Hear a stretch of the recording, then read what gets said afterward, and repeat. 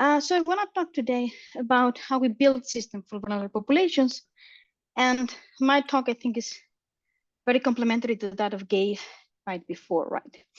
And where I come from is, well, we try to do privacy, and we have talked a lot about this today. Why is privacy important when we digitalize? And the idea is that we should do privacy by design. Right? Gabe presented an instance of this to prevent the harms that can come from all of this data and inference and stuff. But of course, yeah, everybody wants this. We can all agree, but how do we implement it? And typically, and Gabe Kampf presented a very good case of this, is like, okay, we want privacy by design, which is like, okay, but how do we really do it? And for the last 10 years, me and my group have been working on trying to conceptualize how this is done. Typically, we could actually kind of think about it, and especially when we come from the crypto world, as privacy by design is to minimize data, is to build systems with no data, right? And this is great because if there is no data, the more privacy you have. And this is how actually we build a lot of these things, right? The idea of hiding and getting confidentiality, and then we're fine. And this is also very nice because it's related to a legal principle in Europe, which actually fosters adoptions and everybody loves it. But actually, when we think more about this, data that we minimize in the system, because data still exists, right? And now in the example that we saw now, it's not that there was no data in the system. Users were answering the questionnaire for the museums, but the data was just not sent or not collected. But data is still on a user device, it is still encrypted in the server or encrypted in this multi-party computation fashion, distributed, but data is there. So when we want to now explain to people, you have to build systems without data, it's not a very good metaphor if we actually want to conceptualize this kind of privacy protection. Because engineers that are not, maybe CS professors that have been working on this for years will not really get this idea. It's like data is there. What do you mean by minimizing data? So then we looked back and introspected about, okay, what is it the academic community does? And what we do is a lot of trust minimization. So we build systems and we don't need to trust anybody with the data. And we do this by either not sending the data, like computing locally. We do it using privacy preserving encryption, where there is multi-party computation, as we just saw, or some kind of homomorphic encryption that you can fully outsource to the server, or you can modify your data via some anonymization or obfuscation, differential privacy, whatever is your best thing, and try to get it to the server and again, compute there, but do not trust. And this is kind of the core now. In the last years, we have been a boon of these technologies in the realm of machine learning, right? We have machine learning in the domain or decentralized and federated machine learning, where a lot of it is actually based on throwing a lot of differential privacy and noise and obfuscating results. And then we thought we were done because this really kind of reflected what we were doing in the community, and that this was actually a good way to explain to people what we mean by this data minimization, with the idea that it is, well, you have data in the system, but you should not be trusting others with this data. But then lately, in the last years, like I was reflecting on this, and I came back to the why are we doing this? Like, why privacy by design? And we always say a lot of this thing that privacy is a fundamental right, and of course we need privacy. So I went to the source, which is the fundamental right. And this is Article 12 of the United Nations Universal Declaration of Human Rights, which is typically known as the right to privacy. And if you read these 3 lines, you'll see that there is nothing about hiding information. There's actually nothing about confidentiality. The right is not for people to not see your data. It's for you to be free from interferences, free from attacks, free from intervention. And in this sense, this minimizing trust paradigm that we have been pushing, this minimizing data trust, really does not always fulfill this record. Like, if the purpose is harm in itself or enables harms, if what we're doing with the data is still bad, even if we don't see the data, we're not actually fulfilling this. And examples in the machine learning domain, like we can go back to the Cambridge Analytica Facebook scandal, right, where we had this machine learning model that learned to predict which could be the best advertisers to influence some elections. If we train this classifier in the encrypted domain, we would still have the problem of this interference with privacy, this intervention. So it's not necessarily that minimizing trust is actually what we want to do.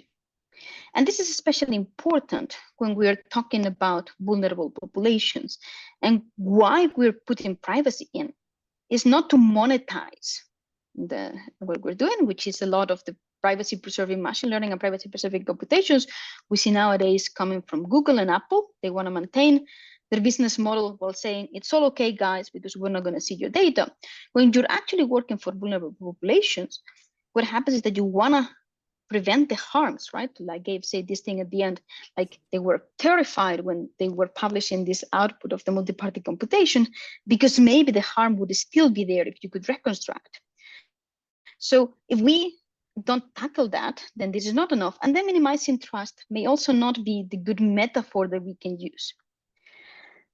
And at the end of the day, what we say with this is that privacy is really about protecting from undesired uses. And this is really how we use privacy in the offline world. We never use privacy as a goal in the sense of hiding.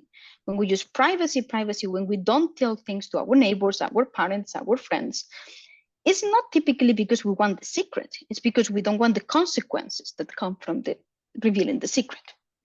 And then if you want to do that, if you want to have this protection from undesired uses, you need to define what is the desired use. What is the purpose of the application? And then once we have that, we can actually identify the minimal data we need for this purpose. And then you can build a system that only uses this minimal data, but also that minimizes the misuse possibilities. And then privacy technologies like multi-party computation, anonymous credentials, you name it, are actually very good tools. But their goal should not only be to hide the data, it should be to minimize the ways in which data can be reused, specifically those that are harmful. And in this sense, I'm going to argue that we should always have thought about purpose limitation, about this metaphor of what does it mean to obtain privacy protection, because this is actually what embeds the meaning of this Article 12, of this right to privacy, of this right to be free from interventions. Also, it's good because it's related to a legal principle, so we can bring this back again to policymakers and kind of link it to something they understand rather than a lot of this trust idea that never worked very well. And there is a very hard bit also coming back to the talk from to Gabe, like about how do you do this thing, right? How do you learn the purpose? And what we have learned in the last years by working in some of these projects with populations is that stakeholders are not always very good at identifying what they want. Right? You ask them what they need, and they will not tell you what they need. They will tell you a solution. And the solution is not always the problem that they are trying to solve. And in general, they will always kind of feel tempted to give you a digital version of their online processes. And this is often kind of not the best option, because when we use privacy technologies, we can really kind of move beyond this thing, right? You cannot do multi-party computation in the offline world. You either tell things to people or you don't tell them. You cannot tell them on something on their ear that is half a computation that they compute in their head and then an answer comes out, right? And in general, we have learned that to help the stakeholders understanding what the purpose of the system is and tell it to you, you don't ask them what they need, you ask them what they do. And then you tell them like, yeah, tell me what do you do in a day, right? What is the kind of thing, your process? And then they tell you which things they do, which computations they do. And slowly you get to understand what actually they need. But this is your job as an engineer and not in general the job of the stakeholders, because they are very bad at defining it. And actually in our projects, this phase of understanding what on earth is the purpose takes between 2 to 6 months of work, reading a lot of internal documentation of our stakeholders, having conversations with different teams, and once we start the project, having weekly interactions to never miss the point. Like this thing that Gabe said, like after a year, you're like, shit, I don't know what they wanted, or maybe I went wrong. We always make sure that we talk with them very often and also exchange parts of our partial solution so that they can very fast identify when we have like not understood, or when we have gone fully computer scientist, ivory tower. Of course, I know the solution to your problem and we're super off. Or maybe they just forgot to tell us one of the constraints or one of the things they actually wanted.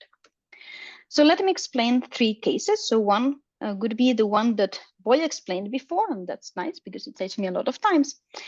But at the end of the day, the thing about this system that she explained how we built is that at the end, the only thing you have left is this table.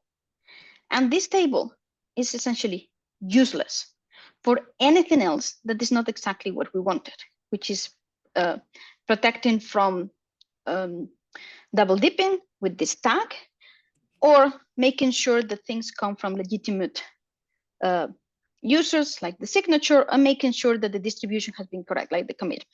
But otherwise, from this table, you cannot extract any information that can be reused for something that would harm the recipients of the aid. And that was really the goal, right? And we use privacy in a lot of this fancy crypto, or not so fancy crypto for this project, only to hide it. But the goal at the end was that this thing would be good for nothing. In another project, we work with journalists, and there, what they needed is that nowadays, so leaks are not anymore in paper, they come digitally. And searching through digital documents is hard. Like when you have 2 terabytes of somebody that dumps a lot of documents from a company or from a bunch of companies or banks on you, it's very hard to search on them. So this consortium, the International Consortium of Investigative Journalists, they built a tool that would allow them to process these documents and then locally index and search them. And by indexing, I mean that they are able to extract what they call named entities, which is name of people, name of organizations, and names of places. And they use that to actually search and find documents of interest inside their whole collection.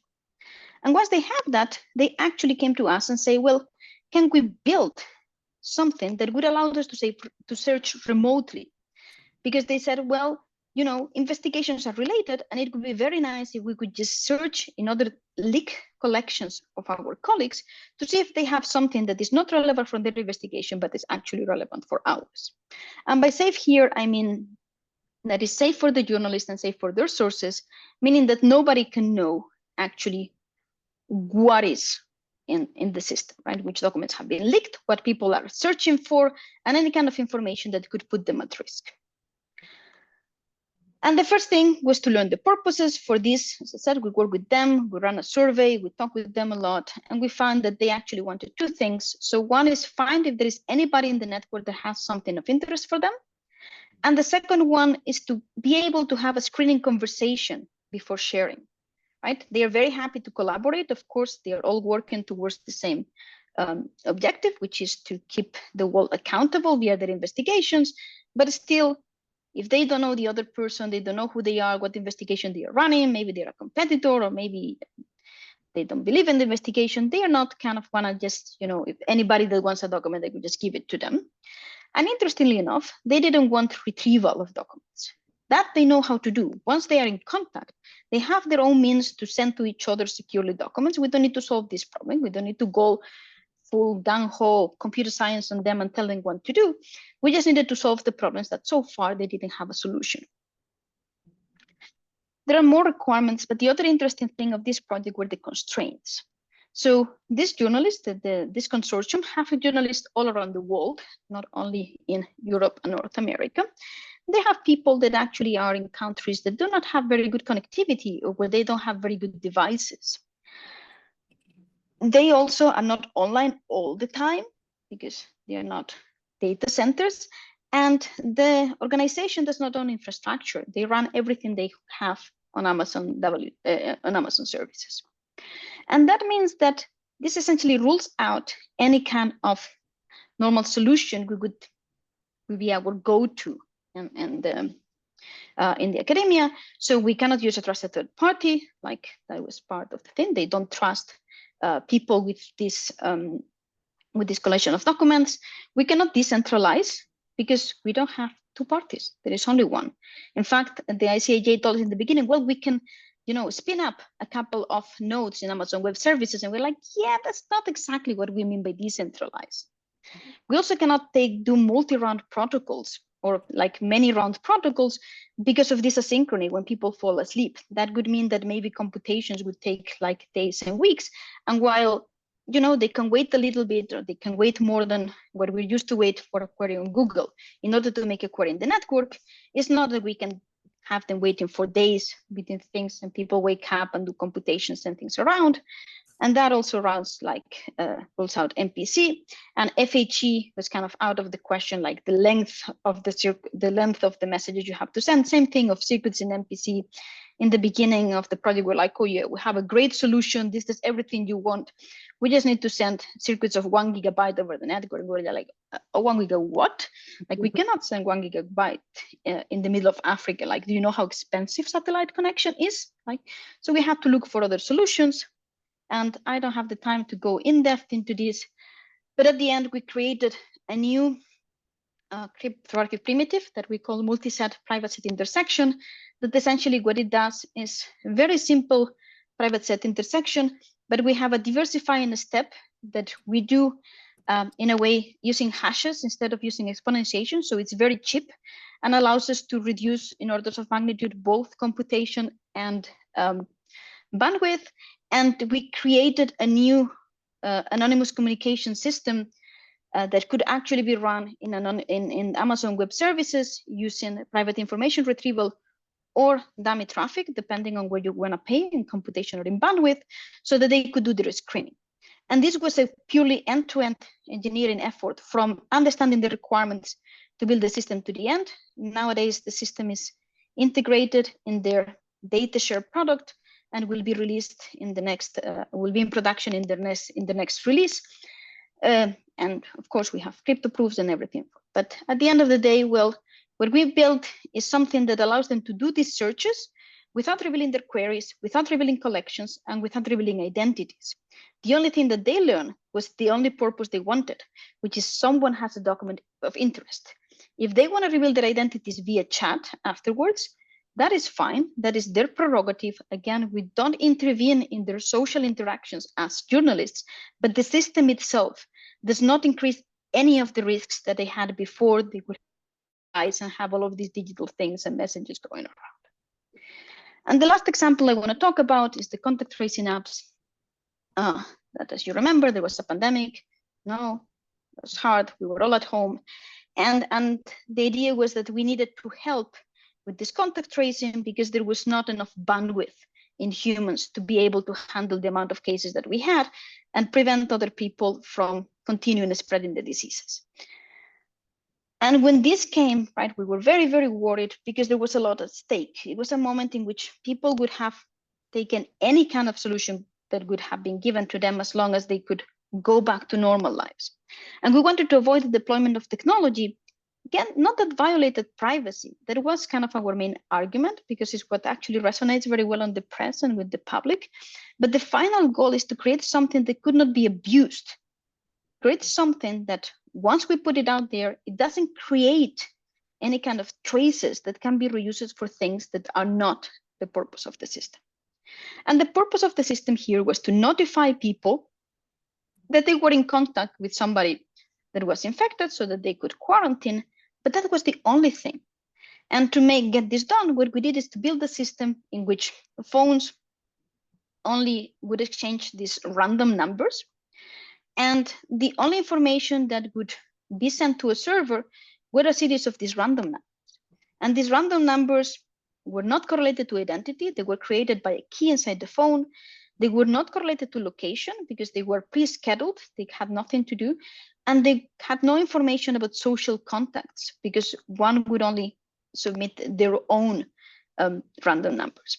And like this, we built the system in which the system itself, if you look at it, has no information available for abuse.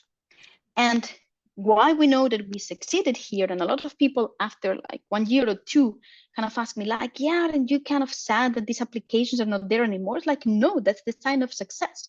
We made something so narrow that was so useless, except for the thing that it did, and it did a lot of good.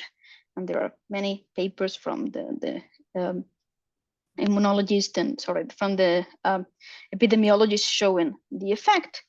But it was so goodly designed in this sense that people shut it off.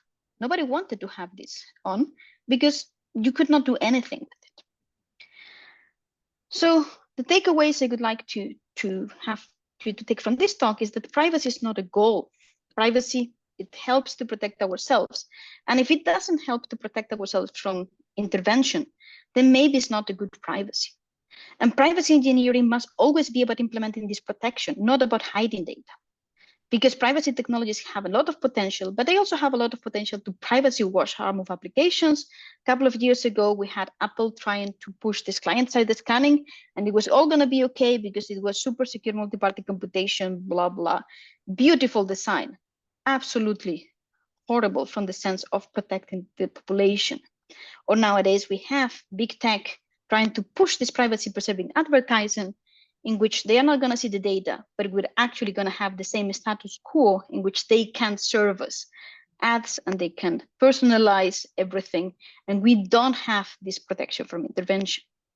And limited harms, we can only do that if we limit the purpose of applications. If we have a broad purpose, then we have no control on what can be this reuse. And in this sense, a lot of the machine learning or new kind of privacy preserving data sharing are extremely dangerous, because actually have the idea of not restricting purpose, just hiding data. And maybe we should rethink about how to build these things and what kind of privacy technologies we're building, especially when we're thinking about vulnerable populations where the only goal is to prevent harm. Thank you.